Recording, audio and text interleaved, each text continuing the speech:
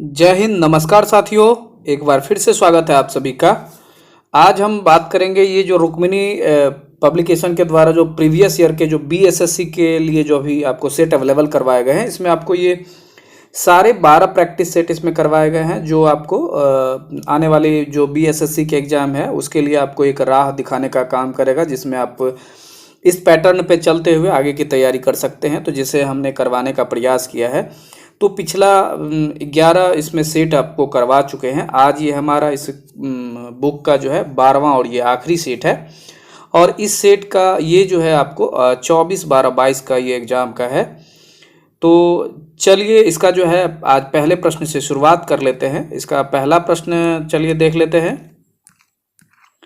पहला प्रश्न है इसका कि स्तनधारियों में लिंग क्रोमेटिन या बार बॉडी होते हैं, उसका उदाहरण क्या है? तो इस प्रश्न का जो सही आंसर है ऑप्शन नंबर बी है, वैकल्पिक हेट्रोक्रोमेटिन हो जाएगा।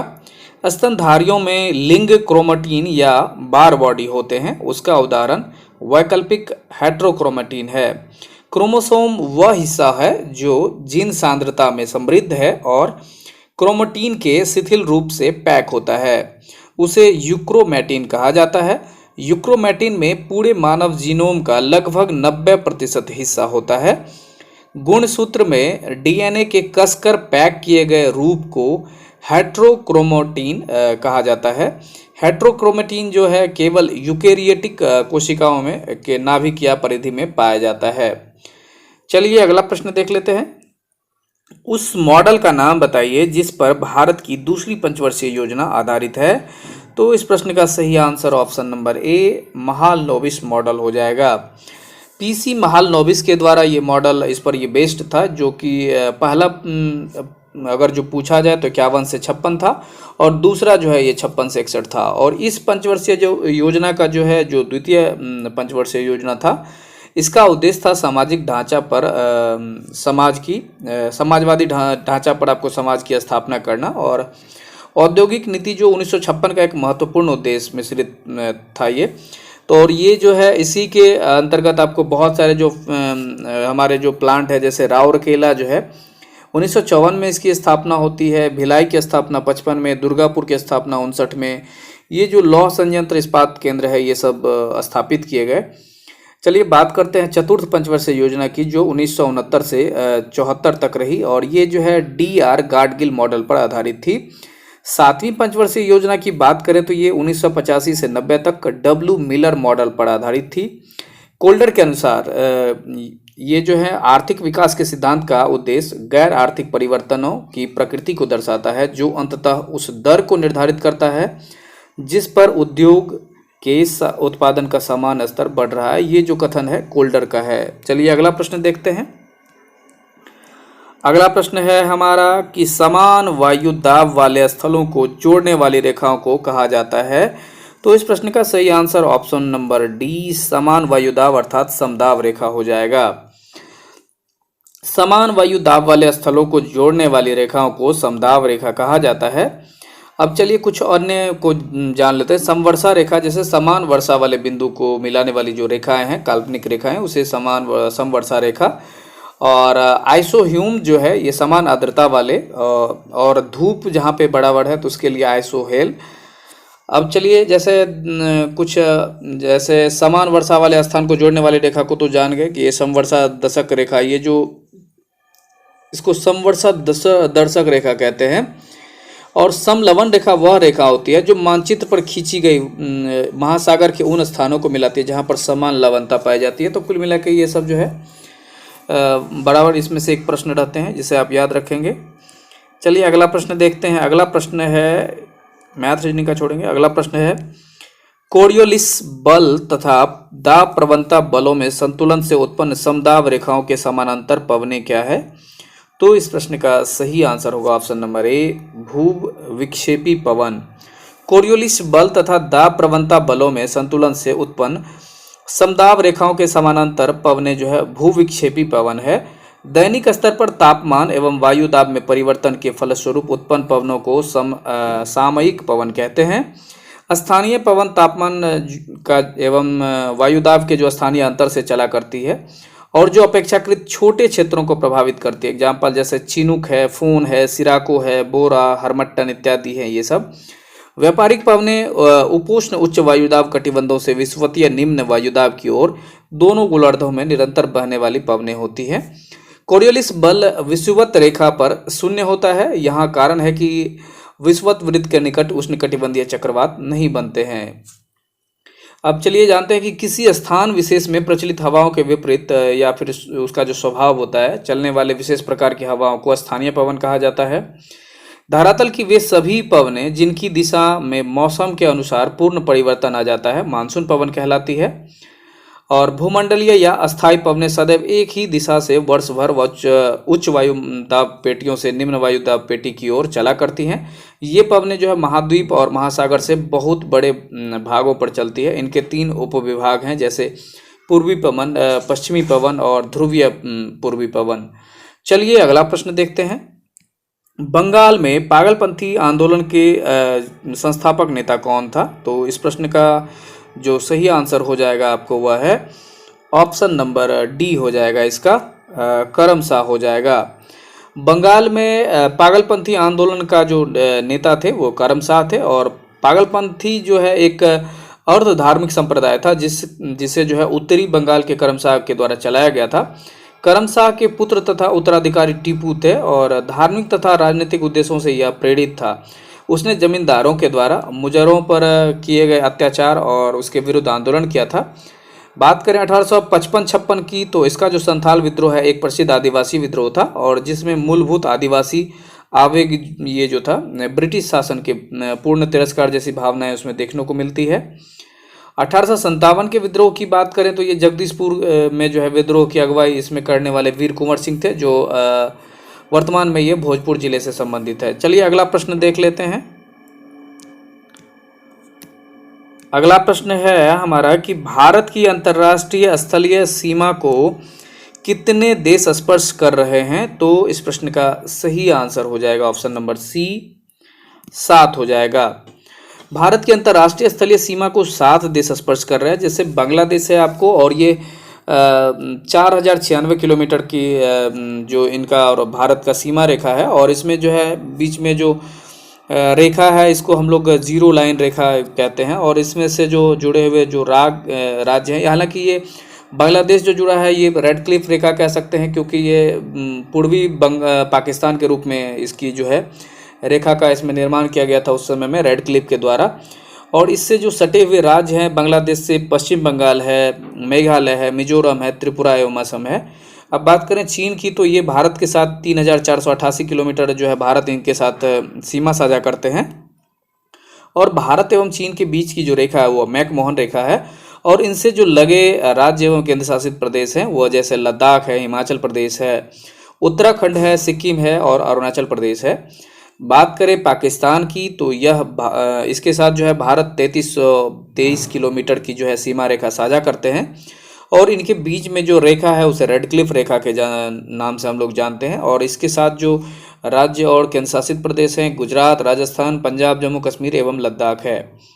बात करें नेपाल की, तो भारत जो है नेपाल के साथ 1751 किलोमीटर की लंबी सीमा रेखा साझा करते हैं।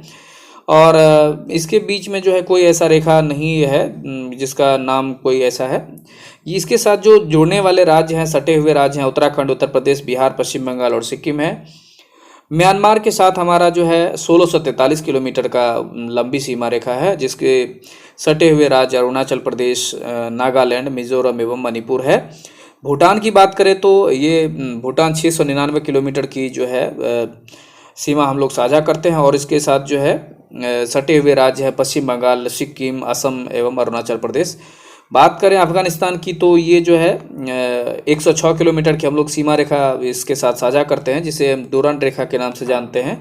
लेकिन इसके जो भी पार्ट है अभी पाक ऑक्यूपाइड कश्मीर से इसमें भारत का है, तो ये अभी लद्दाख, अगर वो पाक ऑक्यूपाइड को हम लोग काउंट करें तो वो लद्दाख माना जाएगा। चलिए अगला प्रश्न देख लेते हैं।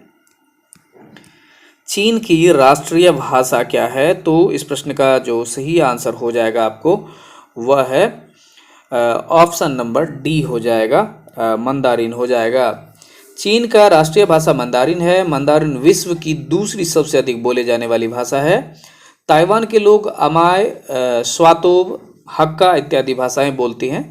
मंदारिन जो है राजकाड़ियों की वहाँ पे भाषा है। बात करें कि चिन्नी तिब्बती को मंगोलायड परिवार के रूप में भी जाना जाता है। चलिए अगला प्रश्न देख लेते हैं। अगला प्रश्न है कि इंटरनेशनल बुकर प्राइज 2022 किसके द्वारा जीता गया? तो इस प्रश्न का जो सही आंसर है ऑप्शन नंबर बी हो जाएगा, गीतांजलि श्री के द्वारा। International Booker prize 2022 Geetanjali Shree के द्वारा जीता गया और ये एक भारतीय लेखिका हैं। गीतांजलि श्री ने अमेरिकी अनुवादक डेजी रॉकवेल के साथ टॉम ऑफ सेंड नामक पुस्तक के लिए 2022 का जो है अंतर्राष्ट्रीय बुकर पुरस्कार जीता है। बात करें कि अंतर्राष्ट्रीय बुकर पुरस्कार जो है प्रतिवर्ष आयरलैंड या यूके में प्रकाशित उपन्यास के अनुवादित कार्य के लिए दिया जाता है। वर्ष 2005 में अंतर्राष्ट्रीय बुकर पुरस्कार मैन बुकर पुरस्कार नाम से शुरू हुआ था और 2015 तक द्विवार्षिक रूप से दिया गया। चलिए अगला प्रश्न देख लेते हैं। उत्तरी गोलार्ध में प्रति चक्रवात में पवन संचरण की दिशा होती है। तो इस प्रश्न का सही आंसर ऑप्शन नंबर डी, घड़ी की सुई के अनुदिश हो जाएगा। उत्तरी गोलार्ध में प्रति चक्रवात में पवन संचरण की दिशा घड़ी की सुई के अनुदिश होती है। प्रति चक्रवातों में उत्तरी गोलार्ध में हवाएं घड़ी की सुइयों के चलने की दिशा में अर्थात क्लॉकवाइज और दक्षिणी गोलार्ध में जो है घड़ी की सुइयों के विपरीत अर्थात एंटी क्लॉकवाइज चलती है। प्रति चक्रवातों का जो आकार है प्रायः गोलाकार होता है, परंतु कभी कभी यह भी आकार का भी मिलता है। प्रति चक्रवात की उत्पत्ति उपोष्णकटिबंधीय उच्च वायु दाब वाले क्षेत्रों में अधिक होती है, जबकि भूमध्य रेखा के आसपास जो है ये क्षेत्र में इसका अभाव रहता है अर्थात इसकी कमी रहती है। चलिए अगला प्रश्न देख लेते हैं। निम्नलिखित में से बिहार का कौन सा जिला फलों का सबसे बड़ा उत्पादक है? तो इस प्रश्न का सही answer option number D, Muzaffarpur होगा। बिहार का मुजफ्फरपुर जिला जो भी फलों के लिए है सबसे बड़ा उत्पादक है। यहाँ का जो है जीआई टैग आपको ये शाही लीची को प्रदान किया गया है और भागलपुर के जर्दालू आम को भी उस समय प्रदान किया गया था, लेकिन जो यहाँ का जो लीची है वो बहुत फेमस है। बात करें कि सबौर स्थित जो है बिहार कृषि विश्वविद्यालय में केले की खेती के लिए जो है टिश्यू कल्चर प्रयोगशाला की स्थापना ने राज्य में केले के अधिक उत्पादन को बढ़ावा दिया है। बिहार में मुख्यतः आम, लीची, अमरूद, केला, अनानास, पपीता, नींबू इत्यादि फलों की कृषि की जाती है। बिहार में वर्मी कंपोस्ट के व्यावसायिक उत्पादन पर अनुदान देने वाला ये जो है बिहार जो है भारत का पहला राज्य बन गया है। बिहार राज्य में जो है बेगूसराय जिले को वर्मी कंपोस्ट का जनक माना जाता है।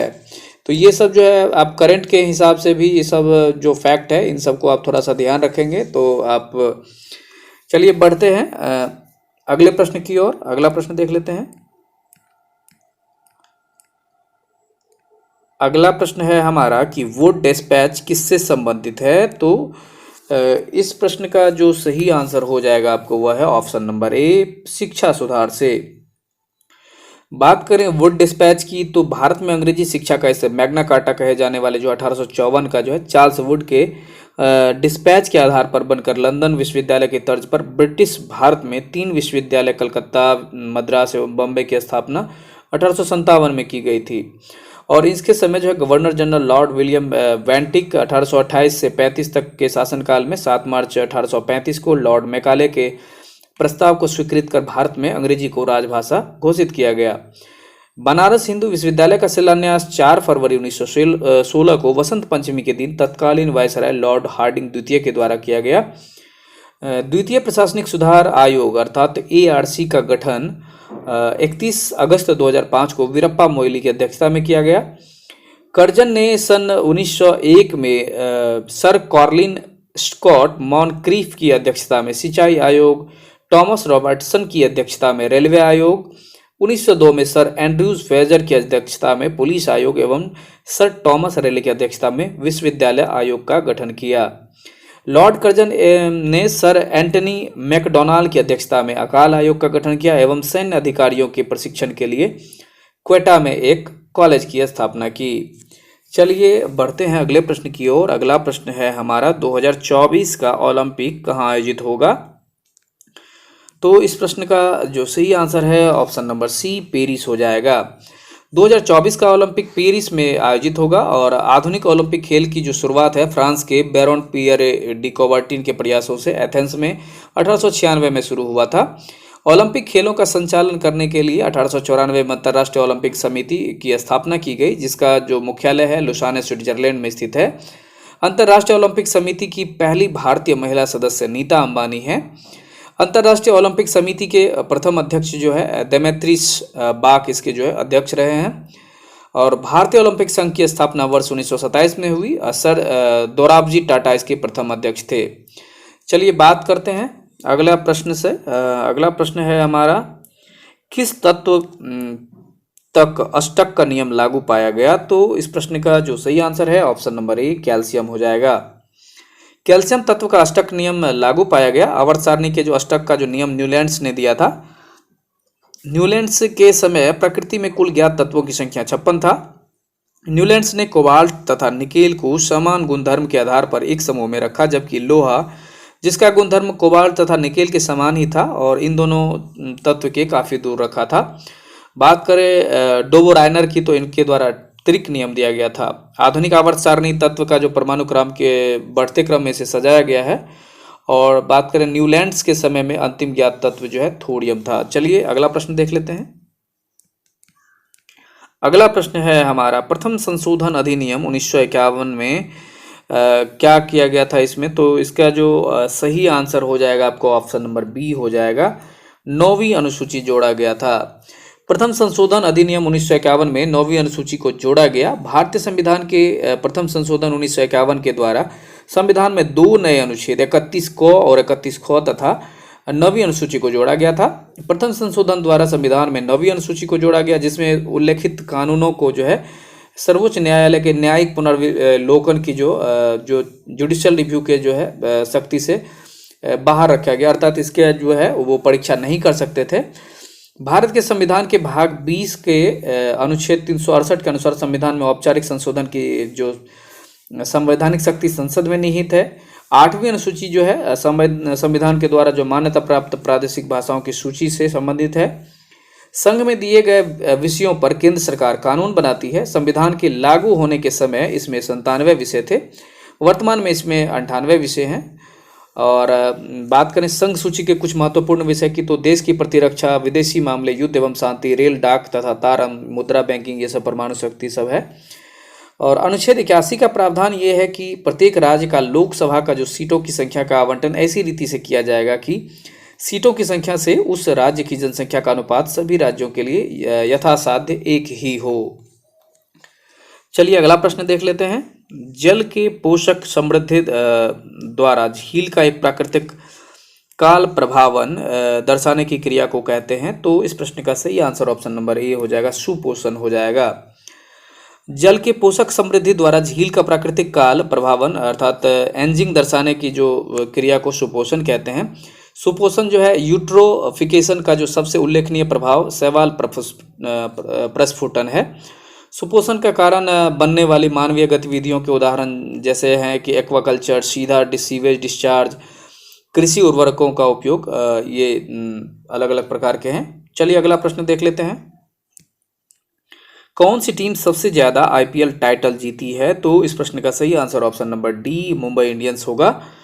मुंबई इंडियंस टीम सबसे अधिक बार टाइटल जीती है। पहली बार ये इसके जो है ये 2013 से बात करें तो ये 5 बार ये जीत चुकी है ट्रॉफी। दूसरे नंबर पर चेन्नई सुपर किंग्स है। चलिए अगला प्रश्न देख लेते हैं। राज्यपाल एवं मंत्रिपरिषद के बीच संवाद के प्रमुख तंत्र के रूप में मुख्यमंत्री के कर्तव्यों का उल्लेख किस अनुच्छेद में है? तो इस प्रश्न का सही आंसर ऑप्शन नंबर सी अनुच्छेद 167 हो जाएगा। राज्यपाल एवं मंत्रिपरिषद के बीच संवाद के प्रमुख तंत्र के रूप में मुख्यमंत्री कर्तव्यों का जो उल्लेख है अनुच्छेद 167 में है। राज्यपाल को अनुच्छेद 167 के अंतर्गत 3 प्रकार से सूचना प्राप्त करने का अधिकार है। मुख्यमंत्री समय समय पर अपने कार्य से राज्यपाल को अवगत कराते रहते हैं और करेंगे, और राज्यपाल मुख्यमंत्री से राज्य शासन संबंधित जो सूचना मांगे उसे अनिवार्य रूप से उपलब्ध कराएंगे। और यदि किसी विषय पर एक मंत्री ने निर्णय ले लिया है तो राज्यपाल उस विषय को मंत्रिमंडल में रखने का निर्देश देते हैं और ऐसे विषय को अनिवार्य रूप से मंत्रिमंडल में रखना होगा। बात करें अनुच्छेद 153 की, तो इसके अंतर्गत यह प्रावधान है कि प्रत्येक राज्य का एक राज्यपाल होगा। हालांकि एक व्यक्ति एक से अधिक राज्यों के राज्यपाल के रूप में कार्य कर सकता है। यह प्रावधान जो है हमारे संविधान के 7वें संशोधन के द्वारा जो है 1956 में यह जोड़ा गया था। अनुच्छेद 164 की बात करें तो मुख्यमंत्री की नियुक्ति राज्यपाल के द्वारा की जाएगी, उससे संबंधित है। जो मुख्यमंत्री के परामर्श से अन्य मंत्रियों की नियुक्ति भी करेंगे और ये सभी राज्यपाल के पश्चात पर्यंत अपने पद पर बने रहेंगे। संविधान के अनुच्छेद 165 की बात करें तो इसके अनुसार महाधिवक्ता को राज्यपाल द्वारा नियुक्त किया जाएगा और वह राज्यपाल के पश्चात पर्यंत अपने का पद पर बने रहेंगे। बात करें संविधान के अनुच्छेद 166 की, तो इसके अंतर्गत राज्य सरकार के एक मंत्री अपने कार्य का जो है संचालन राज्यपाल के नाम से करते हैं।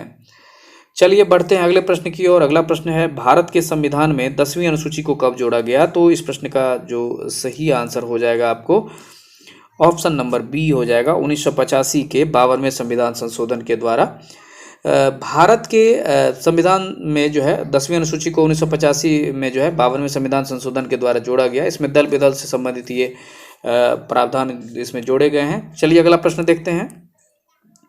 रोग स्लीपद एलिफेंटियसिस का कारक क्या है? तो इस प्रश्न का जो सही आंसर ऑप्शन नंबर डी होगा, बुचेरेरिया हो जाएगा। रोग जो स्लीपद का कारक है बुचेरेरिया है और जिसमें 3 कीड़े शामिल होते हैं, ब्रुगिडिया तिमोरी, ब्रुगिडिया मलाई और बुचेरेरिया ब्रैनकॉफ्टी। एलिफेंटिसिस में जो है लिम्फ से ये प्रभावित होता है। परजीवी प्लाज्मोडियम के कारण मलेरिया रोग होता है। एंट अमीबा के संक्रमण से पेचिस या ओमीबायोसियस नामक रोग होता है। चलिए अगला प्रश्न देख लेते हैं। बांग्लादेश सरकार को मान्यता प्रदान करने वाला प्रथम देश कौन था? तो इस प्रश्न का सही answer option number D Bharat होगा। बांग्लादेश सरकार को मान्यता प्रदान करने वाला प्रथम देश भारत था। बांग्लादेश सरकार को मान्यता जो है 6 दिसंबर 1971 को भूटान और भारत ने दिया था। अब बात करें कि दिसंबर 2014 में बांग्लादेश के तत्कालीन विदेश सचिव एम शहीदुल हक के अनुसार 6 दिसंबर 1971 को सर्वप्रथम भूटान ने बांग्लादेश सरकार को मान्यता दी थी। उसके कुछ ही घंटों बाद उसी दिन जो है भारत ने भी मान्यता दी थी। उस समय जो है भारत के रक्षा मंत्री जगजीवन राम थे। 16 दिसंबर 1971 को ढाका में संयुक्त सेना के समकक्ष जो है पाकिस्तानी सेना ने बिना शर्त आत्मसमर्पण कर दिया था। पाकिस्तान ने भी 22 फरवरी 1974 को बांग्लादेश को एक स्वतंत्र देश के रूप में मान्यता प्रदान कर दी। वर्ष 1947 में भारत के बंटवारे के समय पाकिस्तान को 2 भागों में बांटा गया था। पहला पश्चिमी पाकिस्तान और दूसरा पूर्वी पाकिस्तान, जो बंगाल के मुस्लिम बहुल इलाके को काटकर बनाया गया था। जैसा कि अभी पिछले क्वेश्चन में बात किया था कि बांग्लादेश जो है भारत के साथ सर्वाधिक लंबी सीमा अर्थात 4096 किलोमीटर की सीमा साझा करता है। चिटगांव पहाड़ी पर बांग्लादेश के पूर्वी तट पर जो स्थित कॉक्स बाजार है विश्व का सबसे बड़ा बुलाई पुलिन है जो लगभग 120 किलोमीटर लंबी है। बात करें बांग्लादेश अपना स्वतंत्रता दिवस कब मनाते हैं, तो ये 26 मार्च को अपना स्वतंत्रता दिवस मनाते हैं। चलिए अगला प्रश्न देखेंगे। हमारे शरीर की दैनिक लय 24 घंटे के नियमन का एक महत्वपूर्ण कार्य कौन सा हार्मोन करता है? तो और श्रवण किस ग्रंथि से होता है? तो इस प्रश्न का जो सही आंसर हो जाएगा आपको वह है option number C, melatonin pineal ग्रंथिक हो जाएगा। पीनियल ग्रंथि से जो स्रावित हार्मोन के काम अलग अलग हैं, जैसे कि एड्रोकाइन कार्यों का जो कंट्रोल करना अर्थात विनियमन करना। मेलाटोनिन हार्मोन का भी ये स्राव करता है और प्रतिरक्षा प्रणाली के कार्य को प्रभावित करता है। चलिए अगला प्रश्न देखते हैं।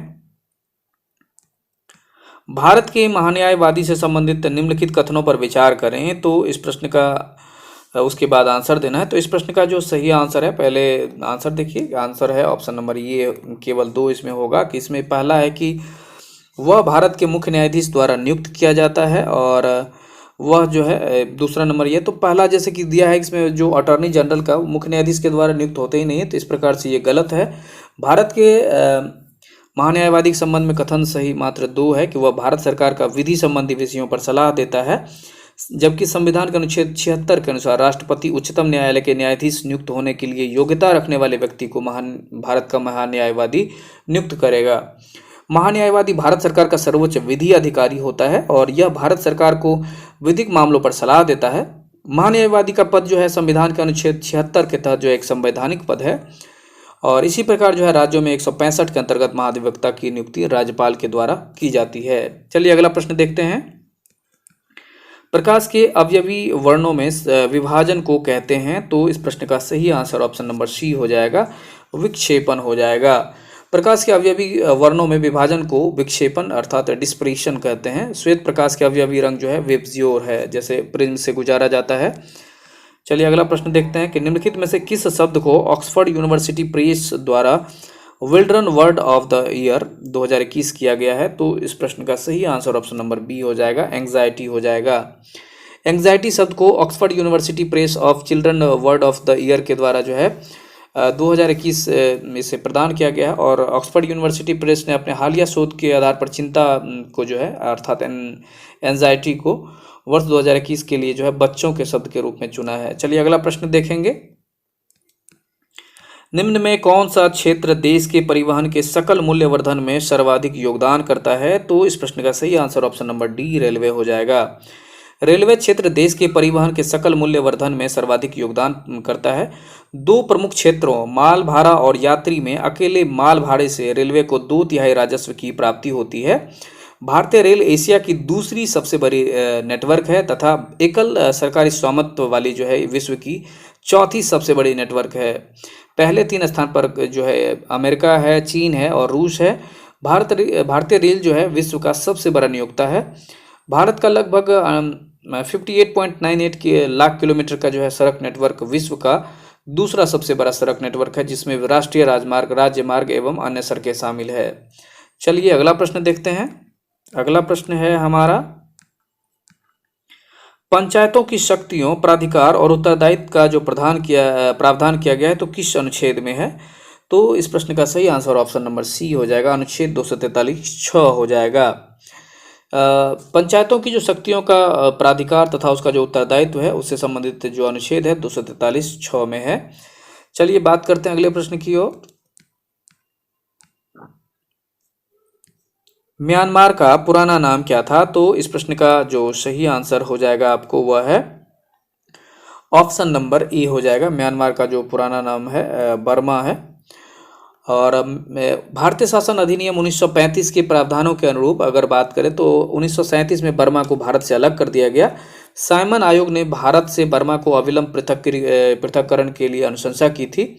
भारत सरकार अधिनियम 1935 ने बर्मा से संबद्ध खंड को इसमें जो है शामिल किया गया था, और लेकिन बाद में जो है इस खंड को पृथक कर दिया गया, जिससे बर्मा शासन अधिनियम 1935 कहा गया। बर्मा को 4 जनवरी 1948 को जो है ब्रिटिश उपनिवेशवाद से जो है मुक्ति मिली। पहले इसमें जैसे एक थाईलैंड को हम पहले सियाम के नाम से जानते थे, उत्तरी चीन का पुराना नाम जहाँ कैथी था, वहीं दक्षिण चीन को हम लोग मांगी के नाम से जानते हैं।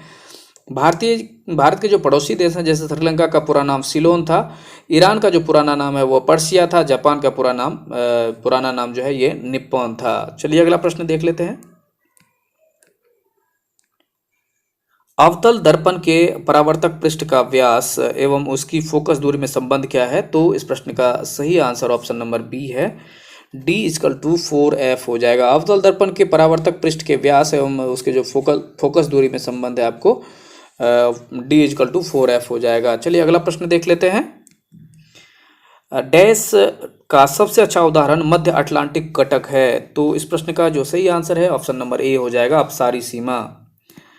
अपसारी सीमा का सबसे अच्छा उदाहरण मध्य अटलांटिक कटक है, जो जब दो प्लेट एक दूसरे से विपरीत दिशा में अलग हटती है तो नई प्रॉपर्टी का निर्माण होता है, उसे अपसारी प्लेट कहते हैं। चलिए बढ़ते हैं अगले प्रश्न की ओर। अगला प्रश्न है हमारा, देख लेते हैं। अगला प्रश्न है, ऋषि सुनक नए प्रधानमंत्री हैं कहाँ के, तो ये सब क्वेश्चन अभी नए हैं तो इसे आपको जानना है। तो इस प्रश्न का जो सही आंसर है ऑप्शन नंबर इसका ये ब्रिटेन का देखिए ऑप्शन नंबर सी हो जाएगा। ऋषि सुनक यूके के नए प्रधानमंत्री हैं। लिज ट्रस के इस्तीफे के बाद ऋषि सुनक ब्रिटेन के पहले भारतीय मूल के प्रधानमंत्री बने हैं। ऋषि सुनक ने टोरी लीडरशिप चुनाव में पेनी मोरडॉन्ट को पीछे छोड़ दिया। इसके बाद उन्हें कंजर्वेटिव पार्टी का नेता चुना गया। बात करें अब कुछ और नए प्रधानमंत्री के, तो एंथनी अल्बानीज ऑस्ट्रेलिया के प्रधानमंत्री हैं। जियोर्जिया मेलानी ये जो इटली के प्रधानमंत्री हैं, और जस्टिन ट्रूडो कनाडा के प्रधानमंत्री हैं जो हाल ही में विवाद में रहे हैं। चलिए अगला प्रश्न देख लेते हैं। अगला प्रश्न है हमारा, निम्नलिखित में से कौन अक्रिस्टलीय है, तो इस प्रश्न का जो सही आंसर है ऑप्शन नंबर बी, कांच हो जाएगा। कांच अति शीतत द्रव है, जैसे तो उसमें सुपर कोल्डेड इसमें जो है ये लिक्विड है। तो इसमें वे ठोस जिसमें अवयवी कणों का एक निश्चित तथा नियमित व्यवस्था होती है उन्हें क्रिस्टलीय ठोस कहते हैं, जैसे कि NaCl है, KCl है, Fe है, ये सब है। और वे ठोस जिसमें अवयवी कणों की निश्चित और नियमित व्यवस्था नहीं होती है उन्हें अक्रिस्टलीय ठोस कहते हैं, जैसे रबर, कांच, प्लास्टिक इत्यादि। चलिए अगला प्रश्न देख लेते हैं। अगला प्रश्न है कि केपलर के ग्रह गति के नियमानुसार सूर्य के परितः वृत्ताकार कक्षा में परिक्रमण कर रहे ग्रह के समय तथा उसकी कक्षा में त्रिज्या r में संबंध क्या है? तो इस प्रश्न का जो सही आंसर है ऑप्शन नंबर बी हो जाएगा, t² समानुपाती r⁴ हो जाएगा। चलिए अगला प्रश्न देख लेते हैं। पुस्तक अनफिनिश्ड अ मेमोआर के लेखक कौन हैं? तो इस प्रश्न का जो सही आंसर होगा आपको ऑप्शन नंबर सी है, प्रियंका चोपड़ा जोनास हो जाएगा। चलिए अगला प्रश्न देख लेते हैं। कजाकिस्तान की राजधानी कहाँ है? तो इस प्रश्न का जो सही आंसर होगा आपको ऑप्शन नंबर सी, अस्ताना हो जाएगा। कजाकिस्तान की राजधानी अस्ताना है। वर्ष 1991 में अपनी आज़ादी से पहले कजाकिस्तान सोवियत संघ का हिस्सा था और कजाकिस्तान की मुद्रा का नाम टेगने है। दुनिया में सबसे बड़ा यूरेनियम उत्पादक देश कजाकिस्तान है। क्षेत्रफल की दृष्टि से विश्व का सबसे बड़ा जो है परिदृश्य लैंडलॉक कंट्री इसको कजाकिस्तान को कहते हैं। उत्तर पश्चिम में रूस और उत्तर पूर्व में चीन द्वारा, पूर्वी दक्षिण में किर्गिस्तान, उज्बेकिस्तान, अरल सागर और तुर्कमेनिस्तान से ये घिरा हुआ है।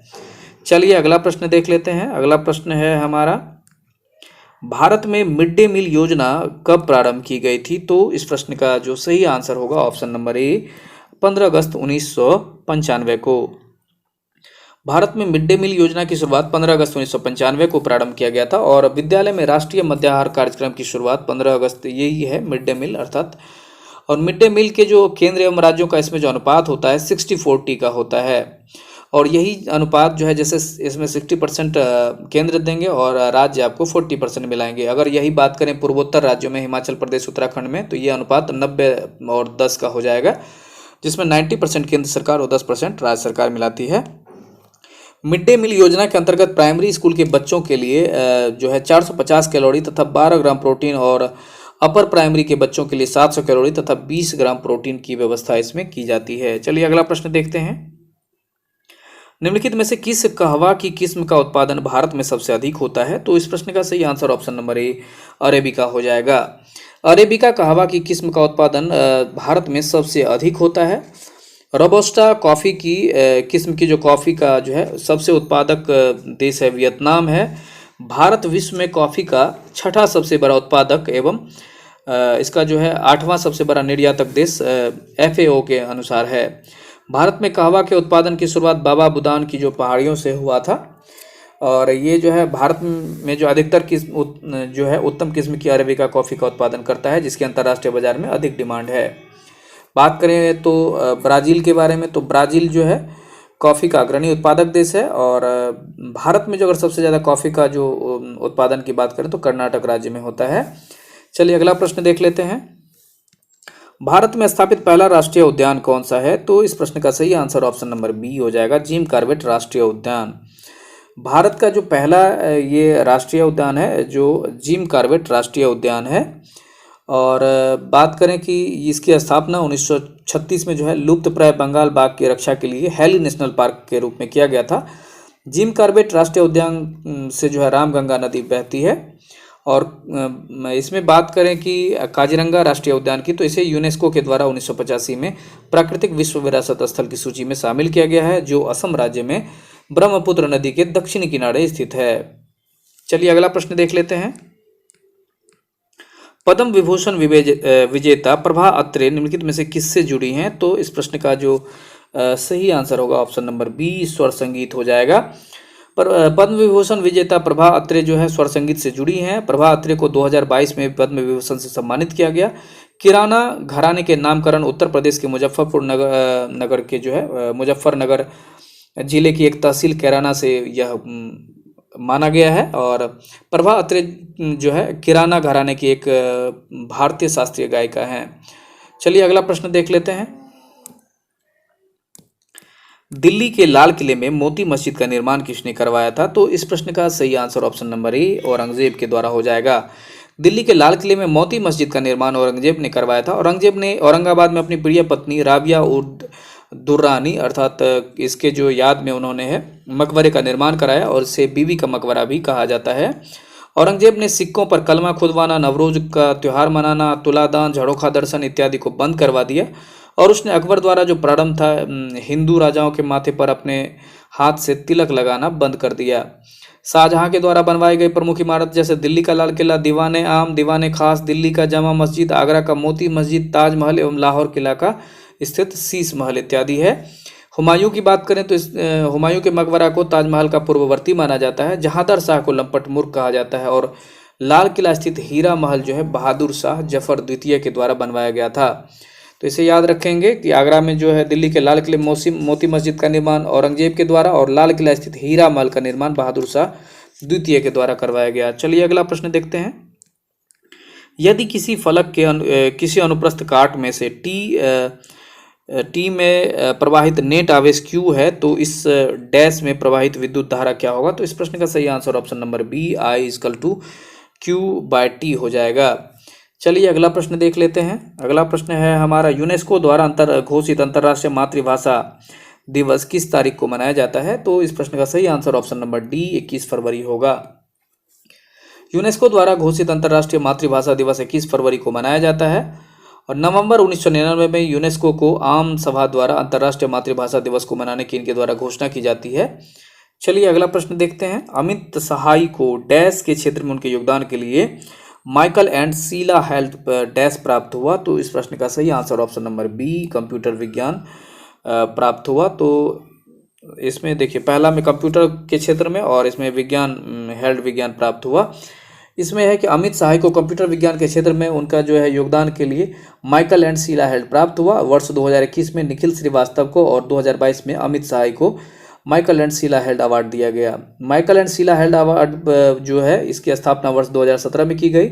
माइकल एंड शीला हेल्थ पुरस्कार प्रति वर्ष मिश्रित और असतत अनुकूलन या कंप्यूटर विज्ञान के संबंधित भागों में जो है जैसे एल्गोरिदम और जटिल सिद्धांतों के डिजाइन और विश्लेषण के क्षेत्र में उत्कृष्ट अभिनव रचनात्मक और प्रभावशाली अनुसंधान के सम्मान में प्रदान किया जाता है।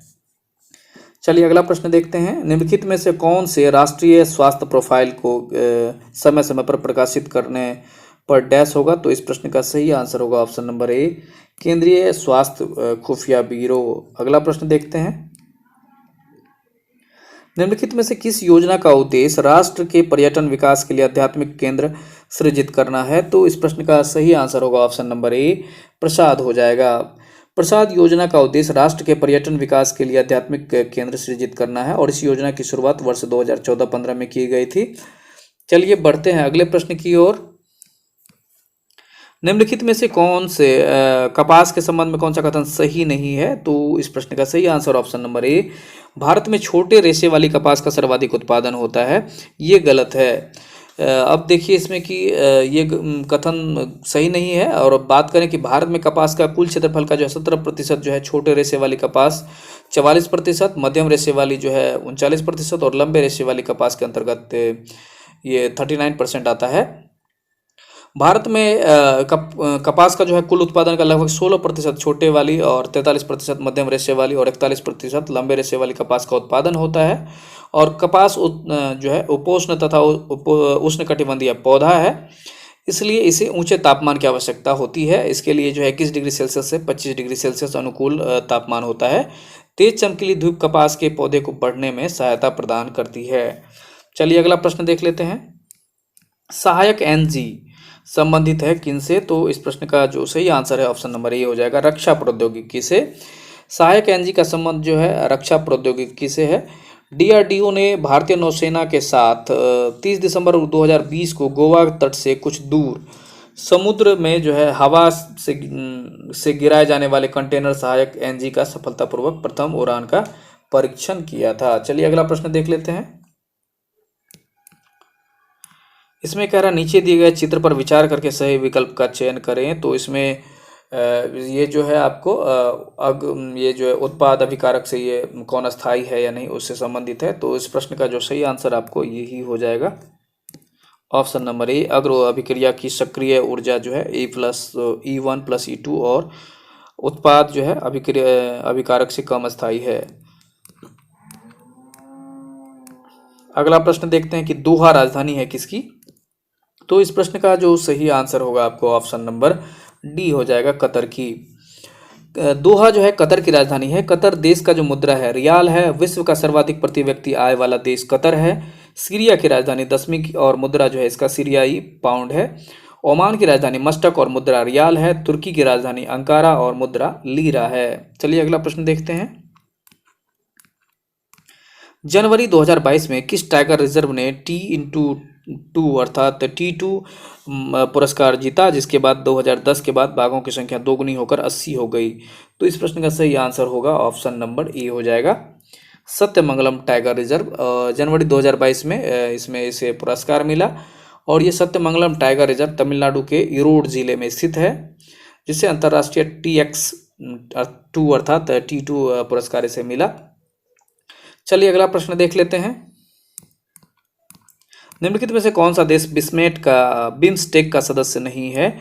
तो इस प्रश्न का जो सही आंसर है ऑप्शन नंबर डी हो जाएगा, मालदीव हो जाएगा। मालदीव देश जो है बिम्स्टेक का सदस्य देश नहीं है। बिम्स्टेक की स्थापना 6 जून 1997 को किया गया था। बिम्स्टेक का पूरा नाम जैसे कि bay of Bengal initiative for multi sectoral technical and economic corporation होगा। बिम्स्टेक का मुख्यालय ढाका में अवस्थित है। बिम्स्टेक के सदस्य देश 7 हैं। बिम्स्टेक का 5वां शिखर सम्मेलन आपको 2022 में श्रीलंका में हुआ। चलिए अगला प्रश्न देखते हैं। तिल का ये देखिए, इसमें आप मैथ खुद अलग देख लेंगे। 1932 में अखिल भारतीय हरिजन संघ की स्थापना किसने की। तो इस प्रश्न का जो सही आंसर है ऑप्शन नंबर बी होगा, महात्मा गांधी के द्वारा। 1932 में अखिल भारतीय हरिजन संघ की स्थापना महात्मा गांधी के द्वारा की गई। 13 सितंबर 1932 में अखिल भारतीय अस्पृश्यता निवारण लीग के नाम से इनकी स्थापना की गई थी, जिसका नाम बाद में बदलकर अखिल भारतीय हरिजन संघ कर दिया गया।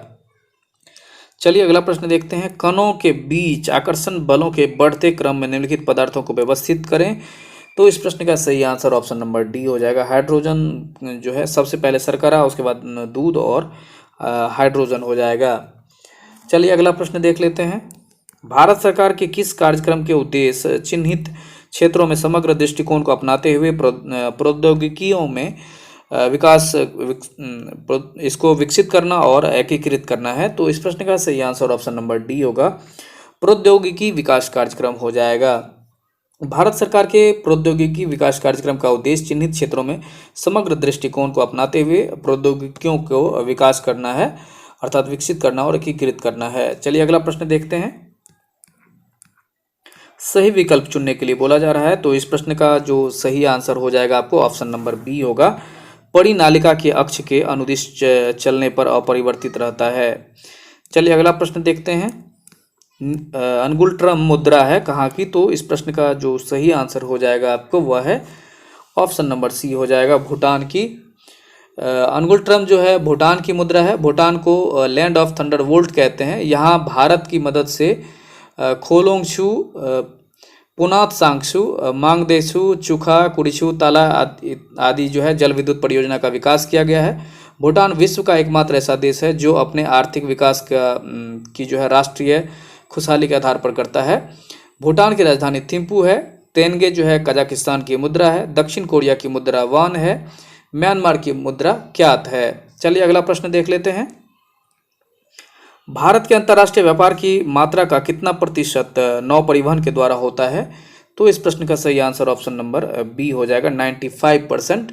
भारत के अंतर्राष्ट्रीय व्यापार का जो मात्रा है 90% जो है नौ परिवहन के द्वारा होता है। भारत का लगभग इसमें जो है जैसे तटीय सीमा रेखा की बात करें तो इसमें 7516 किलोमीटर लंबा तट रेखा है और इससे बहुत से कम कटे फटे होने के कारण इससे सटे अधिक से अधिक प्राकृतिक बंदरगाह इत्यादि जो विकसित हुए हैं। चलिए अगला प्रश्न देख लेते हैं। अगला प्रश्न है हमारा, भारत का सबसे ऊंचा रेलवे पुल किस नदी पर बना है। तो इस प्रश्न का सही आंसर होगा ऑप्शन नंबर ए, चिनाब नदी पर होगा। भारत का सबसे ऊंचा रेलवे पुल चिनाब नदी पर बना है। जम्मू कश्मीर के रियासी जिले में यह बनाया गया है। जो रेलवे पुल है समग्र तौर पर इसकी जो लंबाई है 1315 मीटर 1315 मीटर लंबा है नदी तल से और इसकी ऊंचाई 359 मीटर है। चलिए अगला प्रश्न देख लेते हैं। भारत का सबसे बड़ा रबर बांध कौन सा नदी पर बना है? तो इस प्रश्न का सही आंसर ऑप्शन नंबर डी हो जाएगा, फल्गु नदी पर। भारत का सबसे बड़ा रबर बांध फल्गु नदी पर बना है। रबर बांध जो है का जो निर्माण है ऑस्ट्रिया की रूबिना कंपनी ने हैदराबाद की नागार्जुन कंस्ट्रक्शन कंपनी के सहयोग से आईआईटी रुड़की के विशेषज्ञों की सलाह पर किया गया है। रबर बांध 17 मिलीमीटर मोटे रबर से बना है। यह बांध जो है 411 मीटर लंबा और 3 मीटर ऊंचा है। बांध बनने के बाद इसका पानी जो है करीब 2.5 किलोमीटर तक जमा होगा। फल्गु नदी जो है छोटा नागपुर पठार से कई धाराओं के रूप में निकलता है और इसकी मुख्य धारा जो है निरंजना या लीलाजन है। इसी नदी के किनारे गौतम बुद्ध को ज्ञान की प्राप्ति हुई थी। चलिए अगला प्रश्न देख लेते हैं। नीचे दिए गए कुछ जीवाणु और अणु इसके साथ उपयोग दिए गए हैं, तो इसका आंसर इसमें से चुनना है मिला के। तो इस प्रश्न का जो सही आंसर हो जाएगा आपको वह है ऑप्शन नंबर डी, अर्थात ये इसका ए का 3 नंबर हो जाएगा, अर्थात ए का 3 देखिए थक्का स्फोटन। बी का आपको जैसे स्ट्रेप्टोकाइनेज का जो है थक्का स्फोटन हो जाएगा। बी में है साइक्लोस्पोरिन ए, तो इसका जो है हो जाएगा प्रतिरक्षा निरोधक, ये हो जाएगा आपको 4 नंबर का ये यहाँ पे। अब है कि कोलोस्ट्रीडियम बोटुलिनम, इसका जो है हो जाएगा 1 नंबर में अम्लीय उत्पादक। और मोनोस्कस प्यूरिसियस का इसका हो जाएगा रक्त कोलेस्ट्रॉल को कम करने वालों का। चलिए अगला प्रश्न देख लेते हैं कि महारानी एलिजाबेथ द्वितीय जिनका हाल ही में निधन हुआ, कितने वर्षों तक इनके द्वारा शासन किया गया? तो इस प्रश्न का सही आंसर ऑप्शन नंबर सी 70 वर्षों तक हो जाएगा। महारानी एलिजाबेथ द्वितीय जिनका हाल ही में निधन हुआ, 70 वर्षों तक इन्होंने शासन किया। ब्रिटेन की सबसे लंबे समय तक राज करने वाली महारानी एलिजाबेथ द्वितीय का जो है निधन है आपको 96 वर्ष की आयु में हुआ। एलिजाबेथ द्वितीय के उनके बड़े बेटे और उत्तराधिकारी 73 वर्षीय प्रिंस चार्ल्स अब ब्रिटेन के नए सम्राट घोषित किए गए हैं, जिनका आधिकारिक तौर पर ये जो है किंग्स चार्ल्स तृतीय के रूप में जाना जाएगा। चलिए अगला प्रश्न देख लेते हैं। पेउवा घाट मत्स्य गोदीवारा के रूप में विकसित किया गया है, तो यह कहाँ स्थित है? तो इस प्रश्न का सही आंसर ऑप्शन नंबर ए पश्चिम बंगाल में हो जाएगा। पेटुआ घाट जो है मत्स्य गोदीवारा के रूप में विकसित किया गया। पेटुआ घाट फिशिंग हार्बर मेदिनीपुर जिले में रसुलपुर नदी के मुहाने पर स्थित एक मछली पकड़ने का बंदरगाह है। और वित्त मंत्री ने आधुनिक मत्स्य की बंदरगाहों और फिश लैंडिंग सेंटर के कार्य विकास के लिए पर्याप्त निवेश की घोषणा की है। और आरंभिक तौर पर 5 मुख्य मत्स्य की बंदरगाह कोच्चि, चेन्नई, विशाखापट्टनम, पारादीप और पेटवा घाट को आर्थिक गतिविधियों के केंद्र के रूप में विकसित किया जाएगा। चलिए अगला प्रश्न देख लेते हैं। निम्नलिखित कथनों पर विचार करें, तो इस प्रश्न का विचार करने के बाद आंसर देना है। तो इस प्रश्न का जो सही आंसर है आपको वह होगा ऑप्शन नंबर बी हो जाएगा, एक और बी दोनों हो जाएगा। इसमें है कि भारतीय राष्ट्रीय कांग्रेस की प्रथम महिला अध्यक्ष एनी बेसेंट थी और भारतीय राष्ट्रीय कांग्रेस के प्रथम मुस्लिम अध्यक्ष बदरुद्दीन तैयब जी थे, दोनों सही है। बदरुद्दीन तैयब जी भारतीय राष्ट्रीय कांग्रेस के प्रथम मुस्लिम अध्यक्ष बने और कांग्रेस के इतिहास में प्रथम बार जन सामान्य से कांग्रेस की सदस्यता ग्रहण करने के लिए इनके द्वारा अपील की गई थी। दिसंबर 1887 के मद्रास कांग्रेस अधिवेशन में प्रथम बार भारतीय भाषा में भाषण दिया और बदरुद्दीन तैयब जी कांग्रेसी बनो का नारा दिए।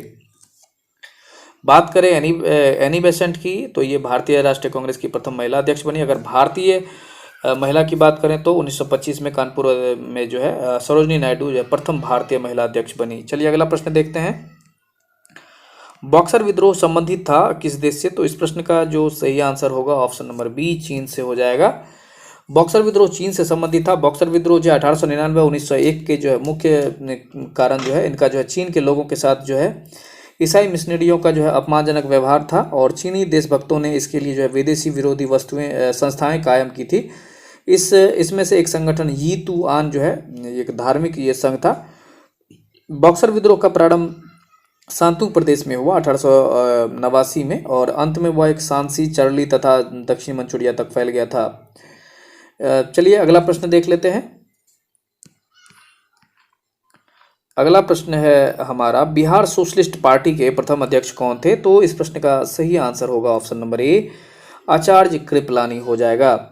बिहार सोशलिस्ट पार्टी के प्रथम अध्यक्ष आचार्य नरेंद्र देव बने थे। तो इसमें इसमें आचार्य कृपलानी है और ये हो जाएगा आचार्य नरेंद्र देव। इसमें देखिएगा थोड़ा सा इसमें कन्फ्यूजन है, तो इसको आप लोग भी अपने स्तर से चेक कर लेंगे। आचार्य नरेंद्र देव होना चाहिए इसका। जब जयप्रकाश नारायण जो है 17 मई 1934 को पटना में एक बैठक बुलाई जहां पे कांग्रेस सोशलिस्ट पार्टी की स्थापना करते हैं, और इसके जो जयप्रकाश नारायण पहले प्रथम महासचिव बनते हैं, और उसके बाद ये नरेंद्र देव जो है इसके प्रथम अध्यक्ष बनते हैं। चलिए अगला प्रश्न देख लेते हैं। सैंधव लिपि का जो लेखन की दिशा कौन सी है? तो इस प्रश्न का जो सही आंसर होगा आपको वह है ऑप्शन नंबर डी है, दाहिने से बाएं की ओर। तो जैसे सैंधव लिपि की जो दिशा थी आपको, ये दाहिने से बाएं की ओर थी, और सिंधु लिपि का जो है भारत की प्राचीनतम लिपि है, किंतु अभी तक इसे पढ़ा नहीं गया है। सिंधु घाटी सभ्यता से संबंधित जो भी स्थल है, सेल, खड़ी मिट्टी, हाथी के दांत अवशेष प्राप्त हुए हैं, जिन पर अनेक ध्वनि चिन्हों के जो है का प्रयोग किया गया है। मूल रूप से ब्राह्मी लिपि जो है भारत की अधिकांश लिपियों की जो है जननी के रूप में जाना जाता है। बात करें गुरुमुखी लिपि का, तो इसका जो संबंध है आपको सिख धर्म से, और ये पंजाब में प्रयुक्त होने वाली भाषा से है। चलिए अगला प्रश्न देख लेते हैं। सिंधी भाषा को 8वीं अनुसूची में कब जोड़ा गया? तो इस प्रश्न का सही आंसर ऑप्शन नंबर बी 1967 होगा।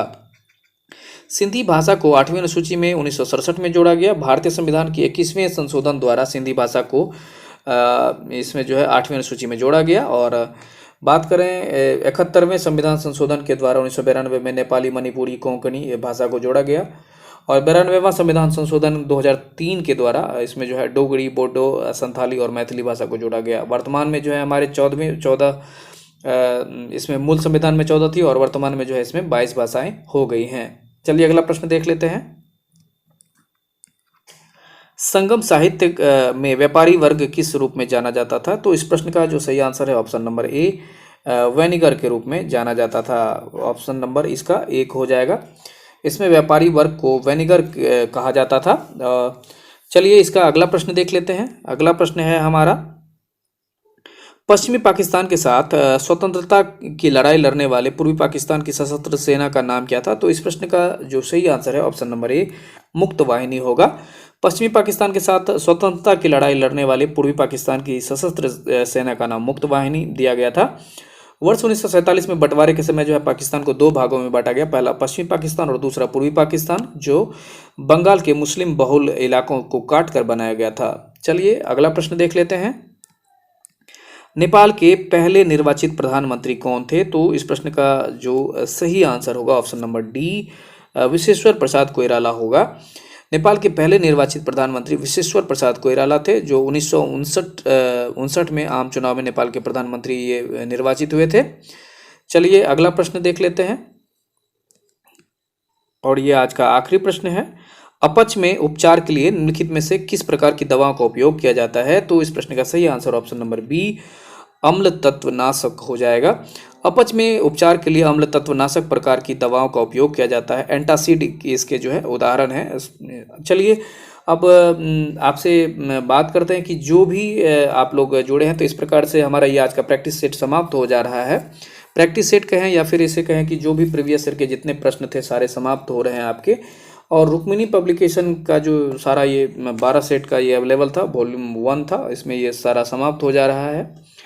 अब आपके लिए जो मार्केट में अवेलेबल जो नए प्रैक्टिस सेट हैं उसे आपके लिए लाया जाएगा। तो अगर आपसे एक बार फिर से ये कहा जाएगा कि जो भी आपको इसमें जो क्वेश्चन करवाए गए हैं वो आपको आने वाले एग्जाम में जो है आपको कोई क्वेश्चन जो है बार बार रिपीट होते रहे हैं और इतने इम्पोर्टेंट हैं कि उसे आप पढ़ेंगे तो आपको लगेगा कि इस प्रकार के प्रश्न आते रहे हैं। तो उसी प्रकार से हम अभ्यास करें और ये आपको एक आगे का रास्ता जो है तैयारी करने में बहुत मदद करेगा। तो आपसे अनुरोध है कि इसको आप जितना हो सके दोबारा तिबारा देख के, जब तक फॉर्म फिलअप नहीं होता है तब तक आप इसे देख लें। उसके बाद जो प्रैक्टिस सेट आ रहा है आपको अगला प्रैक्टिस सेट जो मार्केट में अवेलेबल है उसका हम करवाते हैं। इसी प्रकार से आप लोग अपना इस चैनल के जो भी वीडियो हैं उन पर आप अपना प्यार बनाए रखिए और हमारे इस वीडियो को लाइक करें, अपने मित्रों में शेयर करें और जो भी ग्रुप हैं जो बच्चों के जो तैयारी कर रहे हैं उनसे आप इसको ग्रुप में भी शेयर करें। मिलेंगे आपसे फिर से एक नई वीडियो में, तब तक के लिए।